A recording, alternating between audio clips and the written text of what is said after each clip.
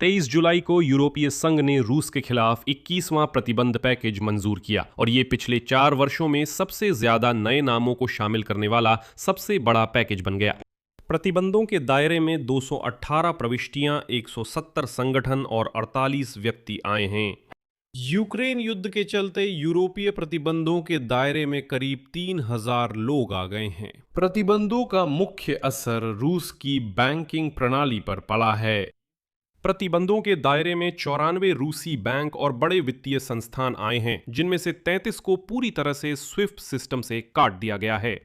साथ ही Moscow stock exchange यानी इस देश में खुद ट्रेडिंग का आयोजक, साथ ही शेरेमेतियेवो हवाई अड्डा और 3 अन्य क्षेत्रीय हवाई अड्डे भी प्रतिबंधों के दायरे में हैं। साथ ही छाया बेड़े के 41 टैंकर भी शामिल हैं, जिसकी वजह से प्रतिबंधित जहाजों की कुल संख्या अब 700 के करीब पहुंच गई है। लेकिन अगले ही दिन 24 जुलाई को वो हुआ जिसकी उम्मीद विश्लेषकों ने बिल्कुल नहीं की थी। रूसी संघ के केंद्रीय बैंक ने मुख्य ब्याज दर घटा दी, और वो भी ठीक उसके बाद जब व्लादिमीर पुतिन ने सार्वजनिक रूप से इसकी मांग की थी, जबकि ये आर्थिक तर्क के अनुरूप नहीं था। इस एपिसोड में हम जानेंगे यूरोपीय संघ के प्रतिबंध पैकेज में क्या है, किन लोगों को और क्यों निशाना बनाया गया है। रूसी संघ के केंद्रीय बैंक का फैसला राजनीति से प्रेरित लगता है, अर्थशास्त्र से नहीं। मेरा नाम अलेक्सेई पीची है, पेची। आइए हम सब मिलकर इस विषय को समझते हैं। लेकिन शुरू करने से पहले आपसे अनुरोध है कि कृपया इस YouTube चैनल को सब्सक्राइब करें। हम 3 लाख सब्सक्राइबर की ओर बढ़ रहे हैं। आपकी सदस्यता के लिए आभारी रहूंगा। मैं बैंकिंग सेक्टर से शुरू करूंगा, क्योंकि यूरोपीय संघ की परिषद ने 21वें प्रतिबंध पैकेज में इसी पर सबसे ज्यादा जोर दिया है। यूरोपीय संघ में खुद इस प्रतिबंध पैकेज की आलोचना हुई, क्योंकि इसमें एलएनजी परियोजनाओं पर प्रतिबंध हटा दिया गया और लड़ाई में शामिल रूसियों को वीजा देने और यूरोप आने पर रोक वाला बिंदु भी हटा दिया गया। लेकिन जैसा कि कहते हैं, जो है वही है। ब्रुसेल्स में स्पष्ट किया गया कि इस बार खास ध्यान रूसी वित्तीय और बैंकिंग सेक्टर पर दिया गया है, यानी रूसी सैन्य अर्थव्यवस्था के एक औजार के रूप में। इसका मतलब है कि 94 वित्तीय संस्थाएं प्रतिबंधों के दायरे में आ गई हैं। इनमें bank Renaissance credit, national bank trust, Uralsib, Avangard, Yandex bank, VB bank आदि शामिल हैं। और 32 बैंकों पर लेन देन की पाबंदी लगा दी गई है और 33 संस्थानों को पूरी तरह से स्विफ्ट सिस्टम से हटा दिया गया है, यानी उनके पास अब सामान्य अंतर्राष्ट्रीय चैनल नहीं है। और हाँ, मैं भी आपकी तरह हैरान था कि अब तक दर्जनों रूसी बैंक स्विफ्ट सिस्टम पर काम कर रहे थे और उन्हें अंतर्राष्ट्रीय भुगतान करने का अधिकार था। अलग से रूसी क्रिप्टो भुगतान प्रणाली AA7 भी निशाने पर आई है। यही सबसे अहम है, क्योंकि रूस इन्हीं क्रिप्टो योजनाओं से प्रतिबंधों को चकमा देने की कोशिश कर रहा है। साथ ही यूरोपीय संघ ने इस क्रिप्टो भुगतान प्रणाली AA7 और इसकी अफ्रीका में गतिविधियों से जुड़े 4 और संस्थानों को सूची में जोड़ा है। और सबसे बड़ी बात है मॉस्को स्टॉक एक्सचेंज पर लगाए गए प्रतिबंध। ये एक स्टॉक एक्सचेंज होल्डिंग है, यानी रूस के अंदर ट्रेडिंग का आयोजक। और यहां एक खास बात देखने लायक है। प्रतिबंधों की घोषणा के दिन खुद मॉस्को स्टॉक एक्सचेंज के शेयर लगभग 1.2% तक बढ़ गए, यानी रूसी बाजार ने दिखावे के तौर पर, आप जानते हैं, ऐसा दिखाया जैसे कुछ हुआ ही नहीं। कुछ भी नहीं हुआ। आपके प्रतिबंध तो हमारे लिए फायदेमंद ही हैं। कच्चे माल और परिवहन क्षेत्रों पर भी प्रतिबंधों का गहरा असर पड़ा। तेल उद्योग की बात करें तो ब्रुसेल्स ने 3 रूसी तेल रिफाइनरियों और बेलारूस की एक रिफाइनरी को सूची में शामिल किया है। इसमें कुइबिशेव्स्की, नोवो कुइबिशेव्स्की रिफाइनरी और लुकोइल मरीन बंकर शामिल हैं। मुझे लगता है कि यूरोपीय लोग पाबंदियों में देर कर गए, क्योंकि वहां यूक्रेनी ड्रोन पहले ही सक्रिय थे। इसके अलावा रूसी तेल पर मूल्य सीमा को 1 और साल के लिए बढ़ा दिया गया है। ये $44 और 10 सेंट प्रति बैरल के स्तर पर बनी हुई है, यानी अगर कोई यूरोपीय संघ से समस्या नहीं चाहता तो वो रूसी तेल महंगे दाम पर नहीं खरीद सकता। ब्रेंट क्रूड ऑयल की कीमत $100 प्रति बैरल पहुंच गई है। शैडो फ्लीट के 41 नए टैंकरों पर प्रतिबंध लगा है, जिससे कुल जहाजों की संख्या 673 हो गई है। करीब 700 शैडो फ्लीट जहाजों पर प्रतिबंध लग चुके हैं। और आगे चलकर उन्होंने धातु उद्योग, सोना खनन और हीरा उद्योग पर भी प्रहार किया। इस सूची में सोना खनन कंपनियां शामिल हैं विसोचाइशी, यूज उरल जोलोतो, पावलिक और सेलिग्राद।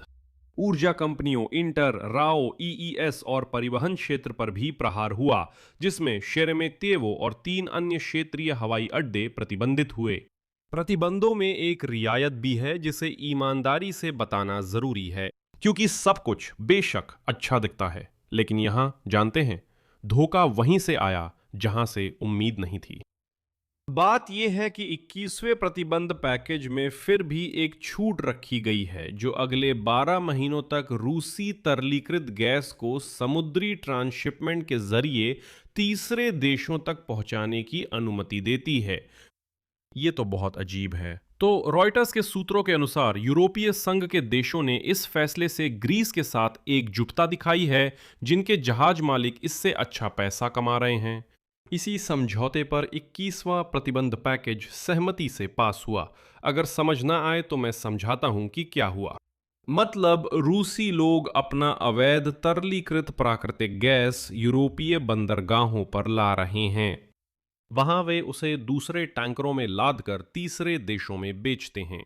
यानी औपचारिक रूप से यूरोप ये एलएनजी नहीं खरीदता, लेकिन उसी के बंदरगाहों पर इसे दूसरे टैंकरों में लादा जाता है ताकि आगे बेचा जा सके। ग्रीस इससे अच्छा पैसा कमा रहा है।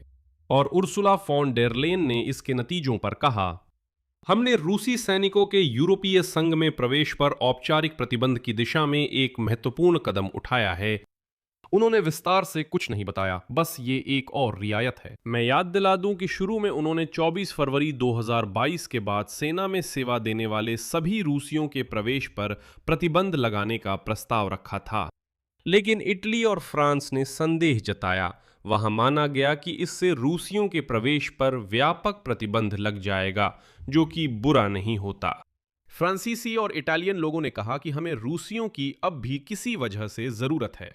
अभी कोई असली प्रतिबंध नहीं है, लेकिन उर्सुला फॉन डेर लेyen कहती हैं कि औपचारिक प्रतिबंध की ओर बड़ा कदम उठाया गया है, प्रतिबंध अभी नहीं लगा है।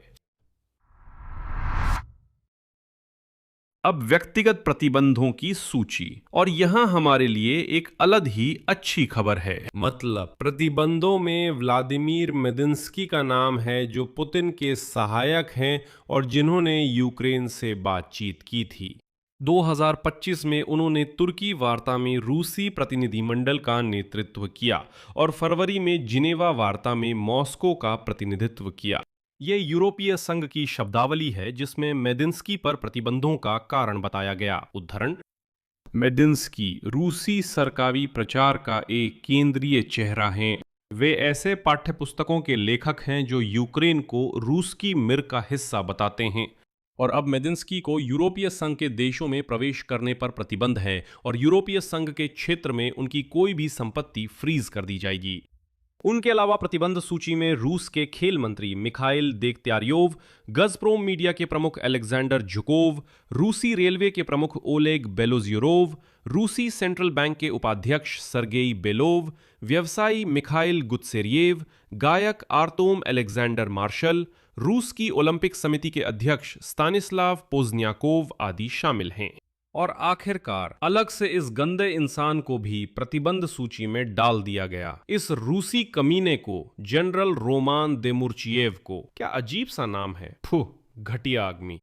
क्यों घटिया आदमी? क्योंकि यही रोमान देमुर्चिएव अपनी फैमिली, अपनी पत्नी और अपने साथियों के साथ बातचीत में यूक्रेनी युद्धबंदियों को यातना देने और उन्हें मारने का घमंड करता था।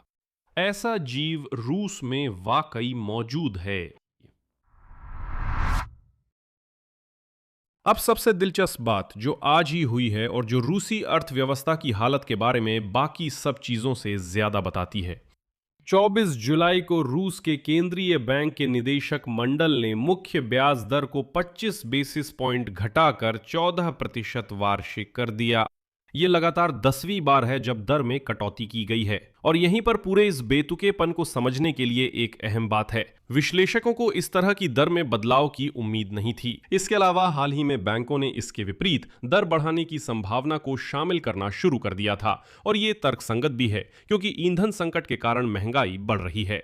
विश्लेषकों ने इसे अंतर बैंकिंग बाजार में नोट किया और केंद्रीय बैंक के उपाध्यक्ष अलेक्सेई ज़बोत्किन ने 14 जुलाई को कहा कि नियामक ईंधन की कीमतों पर आंखें बंद नहीं कर सकता, यानी बाजार की तर्क के अनुसार दर बढ़ानी चाहिए थी। लेकिन 14 जुलाई को एक और बात भी सामने आई। रूसी तानाशाह व्लादिमीर पुतिन ने कहा कि दर को कम किया जाना चाहिए और उन्हें अर्थशास्त्र के नियमों की कोई परवाह नहीं है। 10 दिन बाद सेंट्रल बैंक ने बाजार की उम्मीदों के विपरीत दर कम कर दी और रेगुलेटर का स्पष्टीकरण भी अजीब था। वे कहते हैं अर्थव्यवस्था खराब है फिर भी हम दर कम करेंगे। आगे उद्धरण है, रूसी सेंट्रल बैंक मानता है महंगाई की उम्मीदें बढ़ गई हैं। जून जुलाई में मौजूदा कीमतों में तेजी आई जिसमें ईंधन की कीमतें बढ़ने का भी असर था। दूसरी तिमाही में अर्थव्यवस्था केवल मध्यम गति से बढ़ी और कंपनियों ने भविष्य की मांग और उत्पादन को लेकर अपनी उम्मीदें काफी कम कर दी हैं। कुछ क्षेत्रों में उत्पादन क्षमता में अस्थायी कटौती का उल्लेख किया गया है। अगर इसे आम भाषा में कहें तो ये कारखानों और तेल रिफाइनरियों पर हमारे हमलों का नतीजा है। स्थिति इस प्रकार है, कीमतें बढ़ रही हैं, उत्पादन गिर रहा है, व्यापार भविष्य की मांग पर विश्वास नहीं कर रहा, लेकिन फिर भी ब्याज दर घटाई जा रही है क्योंकि व्लादिमीर पुतिन ने ऐसा कहा। रूस के केंद्रीय बैंक की अगली बैठक 11 सितंबर को है, तब चुनाव से पहले ब्याज दर फिर घटाई जाएगी। अब रूसी केंद्रीय बैंक की ब्याज दर देश की आर्थिक स्थिति का असली संकेतक नहीं रही क्योंकि इसे व्लादिमीर पुतिन के आदेश पर घटाया जा रहा है। ये पूरी तरह से तर्क और सामान्य समझ के खिलाफ है। नई प्रतिबंधों पर क्रेमलिन कैसे प्रतिक्रिया देता है? आज क्रेमलिन के प्रवक्ता पिस्कोव ने रूसी बैंकों पर लगाए गए प्रतिबंधों को सामान्य दबाव बताया। यूरोपीय संघ में रूस के स्थायी प्रतिनिधित्व ने कहा कि मॉस्को जवाबी कदम तैयार कर रहा है और परंपरा के अनुसार वादा किया कि इसका बुरा असर खुद यूरोप पर पड़ेगा। लेकिन दिलचस्प है कि जब उधर रूसी धमकियां दे रहे थे, अप्रत्याशित रूप से चीन ने प्रतिबंधों का जवाब दिया। मुझे लगता है अब चीनियों ने ये छुपाना भी छोड़ दिया है कि वे रूस को हर हाल में बचाने की कोशिश कर रहे हैं और आज चीन ने यूरोपीय संघ द्वारा रूस पर लगाए गए प्रतिबंधों के जवाब में यूरोपीय कंपनियों पर प्रतिबंध लगा दिए। रॉयटर्स के अनुसार बीजिंग ने यूरोपीय संघ की 14 कंपनियों जैसे रयान मेटल और पोलैंड की वीगो फोटोनिक्स पर दोहरे उपयोग वाली वस्तुओं की आपूर्ति प्रतिबंधित की है। चीन ने स्पष्ट किया कि ये यूरोपीय संघ के 21वें प्रतिबंध पैकेज की प्रतिक्रिया है जिसमें रूसी रक्षा उद्योग को समर्थन देने वाली चीनी और हांगकांग कंपनियां शामिल हैं। तो ये एक दिलचस्प समीकरण है ना? यूरोप रूस पर दबाव बनाता है और चीन रूस की ओर से यूरोप को सजा देता है क्योंकि रूस अब ये नहीं कर सकता। इससे हमारे लिए क्या निष्कर्ष है? देखें, 21वें पैकेज के प्रतिबंध वहीं चोट करती हैं जहां रूस को सच में दर्द होता है। स्विफ्ट से 33 बैंकों को काटना, मोएक्स एक्सचेंज व क्रिप्टो सिस्टम AA7 पर प्रहार और तेल लेन देन को जटिल बनाना, साथ ही बच निकलने की तरकीबें भी। साथ ही छाया बेड़े के 41 टैंकर। ये वही सीधा दबाव है जैसा हमारे यूक्रेनी ड्रोन प्रत्यक्ष रूप से करते हैं। वे छाया बेड़े के टैंकरों पर हमला करते हैं, लेकिन असली मायने तो कुछ और ही है। प्रतिबंध बाहरी दबाव हैं और रूसी संघ के केंद्रीय बैंक का ब्याज दर पर फैसला, ये तो भीतर की बीमारी का संकेत है। जब केंद्रीय बैंक अपनी ही तर्क शक्ति के खिलाफ और बाजार की उम्मीदों के खिलाफ राजनीतिक मांग पर ब्याज दर घटाता है, ईंधन संकट के कारण बढ़ती महंगाई के समय, इसका मतलब है कि वित्तीय नियामक की स्वतंत्रता बहुत पहले ही खत्म हो चुकी है। और ऐसी अर्थव्यवस्था जहां ब्याज दर को महंगाई नहीं बल्कि प्लेशेवो कार्लिक व्लादिमीर पुतिन की इच्छा तय करती है, वो देर सवेर उसी नतीजे पर पहुंचती है जो हम पहले ही देख रहे हैं। खाली पेट्रोल पंप, जलते हुए गोदाम, रूस से पूंजी का पलायन और इसी तरह की बातें। लेकिन कागजों पर अर्थव्यवस्था जैसे फल फूल रही है। हाँ, इतनी फल फूल रही है कि हम ब्याज दर कम कर सकते हैं। यूरोपीय संघ के प्रतिबंध इस प्रक्रिया को निश्चित रूप से तेज कर रहे हैं। हमारे ड्रोन भी इसे बहुत प्रभावी ढंग से तेज कर रहे हैं। मुझे लगता है कि ऐसा संयोजन रूसियों पर दबाव डालती रहनी चाहिए। यहां मैं विराम लेता हूं। अपनी राय और निष्कर्ष नीचे कमेंट्स में लिखें। चैनल सब्सक्राइब करें, घंटी दबाएं और लाइक करें। अगर आप इस YouTube चैनल के काम को सपोर्ट करना चाहते हैं तो मैं इसके लिए आपका आभारी रहूंगा। आप वीडियो के डिस्क्रिप्शन में दिए गए लिंक और डिटेल्स के जरिए किसी भी डोनेशन से ऐसा कर सकते हैं। बस इतना ही। अपना ख्याल रखें। सबको अलविदा।